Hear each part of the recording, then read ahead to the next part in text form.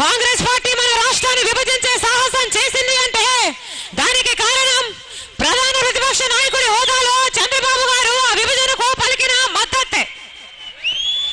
ఈ విభజన పాపంలో కాంగ్రెస్ పార్టీకి ఎంత భాగం ఉందో చంద్రబాబు గారికి కూడా అంతే భాగం ఉంది. ఇప్పుడు చెప్పండి, ఈ చంద్రబాబు గారికి మించిన సైకో ఉన్నాడా? ఇప్పుడు ఎన్నికలు వచ్చాయని చంద్రబాబు గారు దొంగ వాగ్దానాలు పెట్టుకుని తిరుగుతున్నాడు. ఇప్పుడు చంద్రబాబు గారు చెబుతున్నారు, రాజశేఖర రెడ్డి గారు రుణమాఫీ చేశారు కదా, నేను కూడా రుణమాఫీ చేస్తానని చెప్పుకుంటూ తిరుగుతున్నాడు చంద్రబాబు గారు. కానీ చంద్రబాబు గారు 9 సంవత్సరాలు అధికారంలో ఉన్నారు. ఒక్క సంవత్సరం కాకపోతే ఒక్క సంవత్సరం, ఒక్క రైతు కాకపోతే ఒక్క రైతుకి, ఒక్క రూపాయి కాకపోతే ఒక్క రూపాయి ఏ రైతుకైనా ఈ చంద్రబాబు గారు రుణమాఫీ చేశాడా? రైతుల రుణమాఫీ కాదు కదా, కనీసం ఆ రైతుల రుణాల మీద ఉన్న వడ్డీ మాఫీ గురించి కూడా ఎప్పుడూ ఆలోచన చేయలేదు ఈ చంద్రబాబు గారు. రాజశేఖర రెడ్డి గారు ఉచిత విద్యుత్ చేశాడని ఇప్పుడు చంద్రబాబు గారు నేను కూడా ఉచిత విద్యుత్ ఇస్తానంటున్నాడు. కానీ ఉచిత విద్యుత్ హామీ ఇస్తూ రాజశేఖర రెడ్డి గారు పాదయాత్రలు చేస్తుంటే అప్పుడు చంద్రబాబు గారు ఈ తీగల మీద బట్టలు ఆరేసుకోవడానికి తప్ప దేనికి తెలంగాణని హేళన చేసిన వాడు ఈ చంద్రబాబు గారు. ఈ రోజు నిస్సిగ్గుగా నేను కూడా ఉచిత విద్యుత్ ఇస్తానని చెప్పుకుంటూ తిరుగుతున్నాడు ఈ చంద్రబాబు గారు. కుప్పం ప్రజలు చంద్రబాబు గారిని 5 ఏళ్లు కాదు, 10 ఏళ్లు కాదు, 25 సంవత్సరాలు నెత్తిన పెట్టుకుని మోసారు. ఎలక్షన్ తర్వాత ఎలక్షన్ లో ప్రతి ఎలక్షన్ లో మెజారిటీ ఇచ్చి చంద్రబాబు గారిని గెలిపిస్తూనే ఉన్నారు. అలాంటిది కుప్పం పంచాయతీని ఇంతవరకు మున్సిపాలిటీ చేయని ఈ చంద్రబాబు గారు ఇప్పుడు ఆంధ్ర రాష్ట్రాన్ని సింగపూర్ చేస్తాడట, మలేషియా చేస్తాడట, జపాన్ కూడా చేస్తాడట.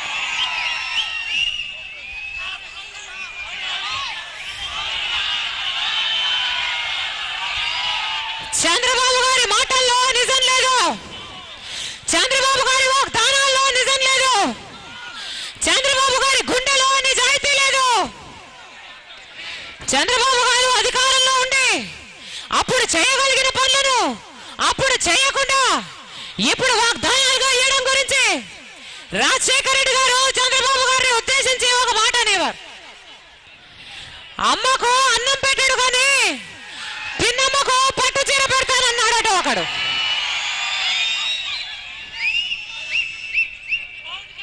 తొమ్మిది సంవత్సరాలు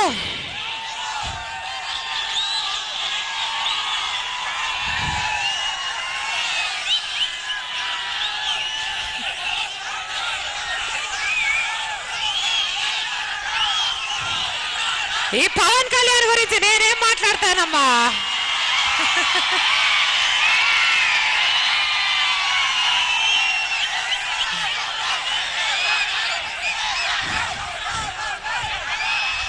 ఈ పవన్ కళ్యాణ్కు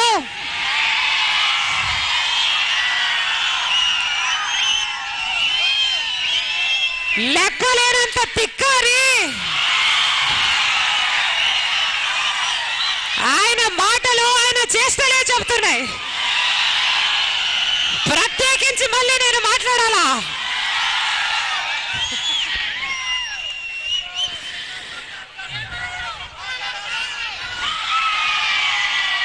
ఒకటే మాట చెప్పదలంచాం, జగనన్నకు మీరు ముఖ్యం, జగనన్నకు మీ బాగోగులు ముఖ్యం, జగనన్నకు మీ ముఖంలో చిరునవ్వు చుట్టమే ముఖ్యం.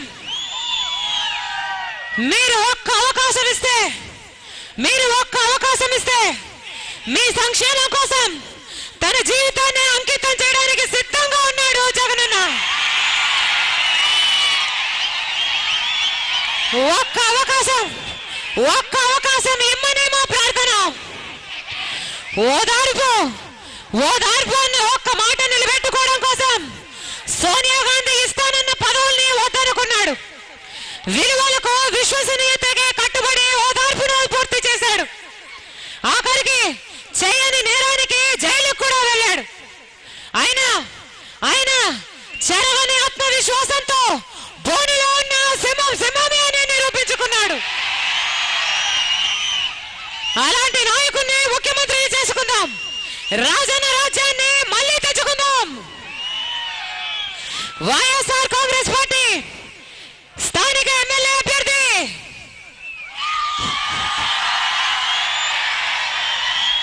ప్రసాద్ రాజన్న గారు, స్థానిక ఎమ్మెల్యే అభ్యర్థి ప్రసాద్ రాజన్న గారు, వైఎస్ఆర్ కాంగ్రెస్ పార్టీ స్థానిక పార్లమెంటరీ అభ్యర్థి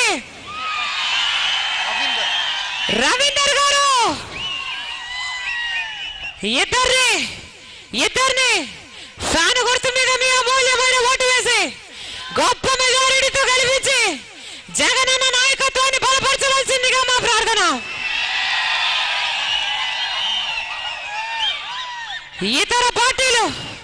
ఇతర పార్టీలు ఎన్ని ప్రలోభాలకు గురి చేసినా ఓటేసే క్షణంలో మాత్రం ఒక్కసారి మీ గుండెల్లో రాజశేఖర రెడ్డి గారిని జ్ఞాపకం చేసుకుని ఫ్యాన్ గుర్తు మీద మీ అమూల్యమైన ఓటు వేసి రాజన్న రాజ్యానికి మళ్ళీ నాంది పలకాలని మా ప్రార్థన. రాజన్న రాజ్యం కోసం వైఎస్ఆర్సీపీకి ఎవరు ఓటు? రాజన్న రాజ్యం కోసం ఫ్యాన్ గుర్తుకి ఎవరు ఓటు? ఫ్యాన్ గుర్తుకి ఎవరు ఓటు? ఫ్యాన్ గుర్తుకి ఎవరు ఓటు? ఫ్యాన్ గుర్తుకి ఎవరు ఓటు? ఫ్యాన్ గుర్తుకి ఎవరు ఓటు? రాజన్న రాజ్యం కోసం ఫ్యాన్ గుర్తుకి ఎవరు ఓటు? మీ పనులు మానుకొని మా కోసం మీరు సమయం చేసుకొని వచ్చినందుకు మీ ప్రేమకు, మీ అభిమానానికి, మీ ఆప్యాయతకు శిరస్సు వంచి చేతులు జోడించి మనస్ఫూర్తిగా కృతజ్ఞతలు తెలుపుకుంటున్నాం.